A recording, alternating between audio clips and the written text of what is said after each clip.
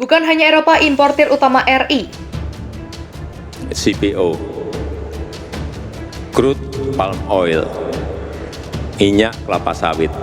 Kita tahu negara kita sekarang ini memiliki 13 juta kebun kelapa sawit yang setiap tahun produksi sekarang ini kurang lebih 46 juta ton per tahun. Apa yang ingin saya sampaikan? Jangan lagi kita mengekspor CPO ini terus-terusan. Harus mulai kita rubah kepada barang setengah jadi atau barang jadi. Ini yang telah kita lakukan. Karena kalau tidak, kita selalu dimain-mainin oleh pasar. Uni Eropa memunculkan isu tidak ramah lingkungan. Sebetulnya apa sih mereka ngomong seperti itu?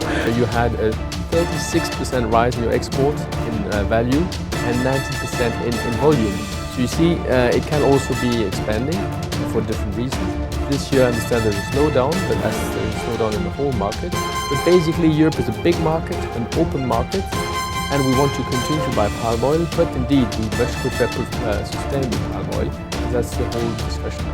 Pemerintah melarang ekspor CPO, RBD palm oil, RBD palm olein, dan minyak jelantah berlaku mulai hari ini sampai harga minyak goreng curah mencapai keterjangkauan. Larangan ini termaktub dalam Peraturan Menteri Perdagangan Nomor 22 tentang larang ekspor CPO, RBD palm oil, RBD palm olein, dan minyak jelantah.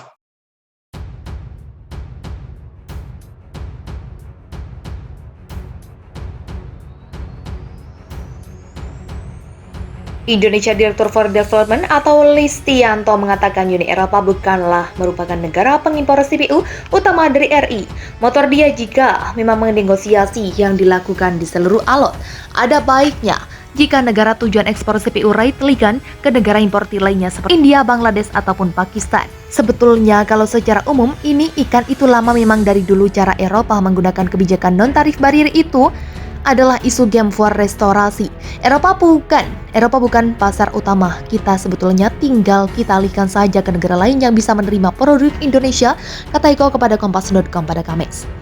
CPO dinilai menyumbang potensial loss yang cukup besar yakni senilai 44 triliun.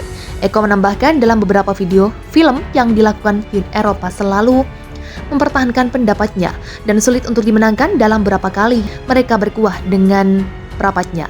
Dan itu bukan pendapat satu negaranya tapi banyak negara yang menjadi satu atau Uni Eropa sehingga agak sulit menjelaskan bahwa produk-produk Indonesia tidak semuanya dari hasil defrontasi hutan.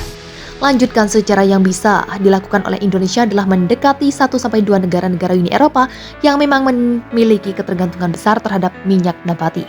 Dengan cara itu lebih mudah untuk melancarkan ekspor komoditas RI. Berapa duta besar kita sudah melakukan upaya untuk mendekati ke negara Uni Eropa, seperti Swiss misalnya. Jadi tidak langsung ke Uni Eropa karena akan menjadi kesepakatan besar dan jika 1-2 negara tidak setuju maka akan mempengaruhi negara lain.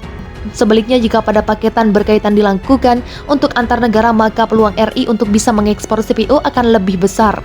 ESO menekankan beberapa perusahaan sawit di Indonesia juga memiliki suhu sertifikasi RSPU atau RES yang menjamin bahwa CPO yang dihasilkan bukan dari deformasi hutan.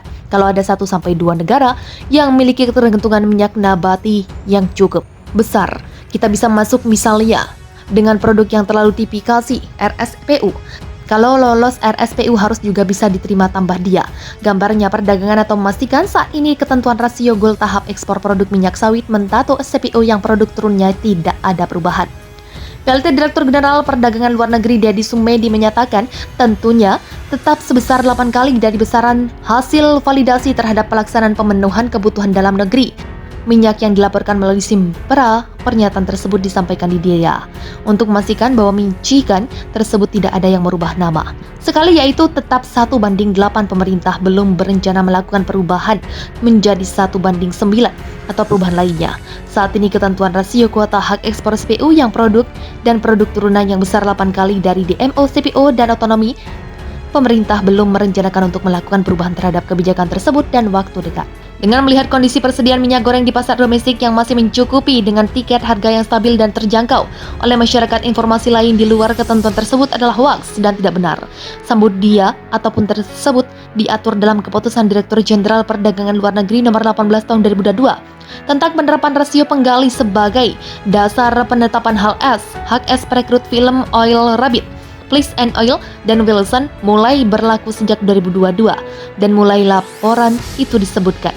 Ketentuan rasio kota IHC, sport CPU, dan produk turunannya yang di saat ini berlaku sebesar 8 kali dari kebesaran hasil validasi terhadap pelaksanaan demo untuk CPU dan atom hingga ukuran yang dilaporkan melalui si merah Keputusan Direktur Jenderal Perdagangan Luar Negeri Nomor 11 Tahun 2022 itu merupakan aturan pelaksanaan dari Peraturan Menteri Perdagangan Nomor 49 Tahun tentang tata kelola program minyak goreng rakyat dan Nomor 50 Tahun 2022 tentang ketemuan ekspor Palm Oil. Didi menegaskan jika ada perubahan aturan pasti Kementerian Perdagangan akan menginformasikan secara komunikasi sertifikat RSPU atau Red Mill Oil yang mencerminkan bahwa CPU yang dihasilkan bukan dari deformator.